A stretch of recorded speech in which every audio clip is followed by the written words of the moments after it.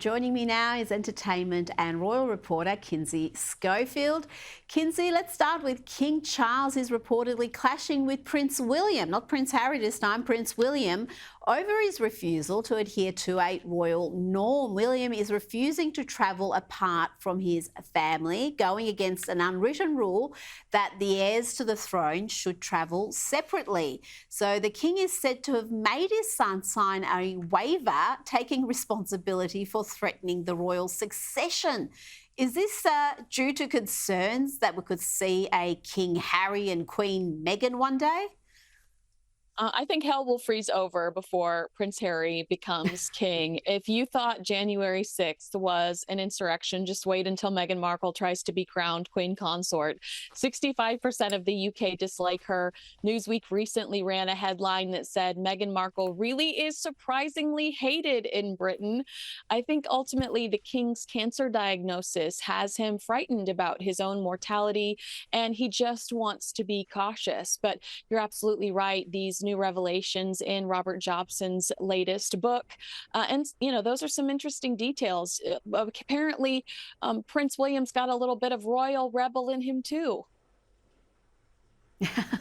Well, we don't want to think about this, but I mean, those protocols exist for a reason. It's horrible to contemplate, but you've got William as the next in line, and then you've got George, Charlotte, Louis, my personal favourite. I want him to be king now.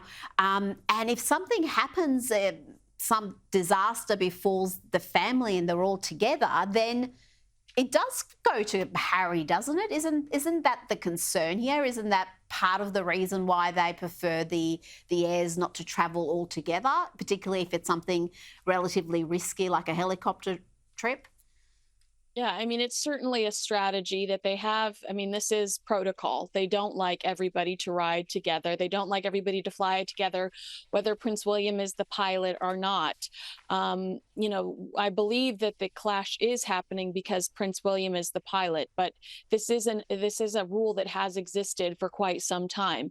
Even if they were on a train, they would prefer that the heir and the spare be separated. So I think that this is something that might be a little bit more exaggerated because of the players involved. We've known the king and Prince William to be a unit basically lately, and I don't really think that this is something that they're tearing each other apart behind the scenes over, but it's logistics.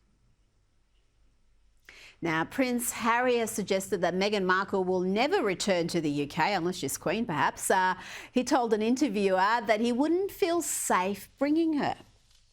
He fears negative tabloid narratives endanger him and his family. All it takes is one lone actor, one person who reads this stuff to act on what they have read. And whether it's a knife or acid, whatever it is. And these are things that are a genuine concern for me. It's one of the reasons why I won't bring my wife back to this country. There you go. What another slap in the face for his homeland. And does he really think that this information that he thinks could lead to an attack isn't widely available in the US or elsewhere in the world? We do have the internet these days. It just seems to be a very warped point of view, Kinsey.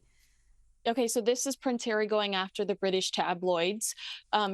And he's a lot of litigation going after the British tabloids. But I just, want to remind him it was TMZ, an American media outlet, that hid behind bushes to snap Catherine, the Princess of Wales, after she asked for some privacy after getting abdominal surgery. It was Thomas Matthew Crooks, an American, the assassin who attempted to take out President Trump, who was Googling Catherine, the Princess of Wales. I'd argue that the UK is safer for a family that is fixated on utilizing their royal titles than the United States, where we have much different gun laws. I mean, after watching this, I just thought to myself, Prince Harry is a very catastrophic thinker, and it's hard to take someone like him seriously when he has this reputation for exaggerating his circumstances.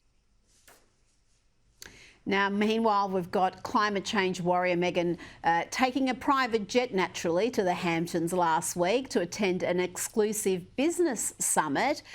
Is she now a business expert, Kinsey, or is she there as part of her new website? She's got that strawberry jam empire that you told me about. I don't think you called it an empire, though. No. She was definitely picking up tips for her stagnant lifestyle business, American Riviera Orchard. She's been doing a lot of celebrity networking lately, also seen out with Father of the Bride star Kimberly Williams Paisley. But Meghan's got a tough road ahead of her because she has to convince these people that she wants and needs acceptance from, that she is not the problematic and divisive character that they read about in newspapers. Well, she might be arguing that, but like you said, some in the media are surprised about her lack of popularity, but anyone who's been paying attention wouldn't be, because she's created this ugly rift between Prince Harry and his family and Prince Harry and his country. He was the most loved royal along with the Queen for so many years, and now he's just this figure of mockery, and he seems to be permanently miserable and whinging.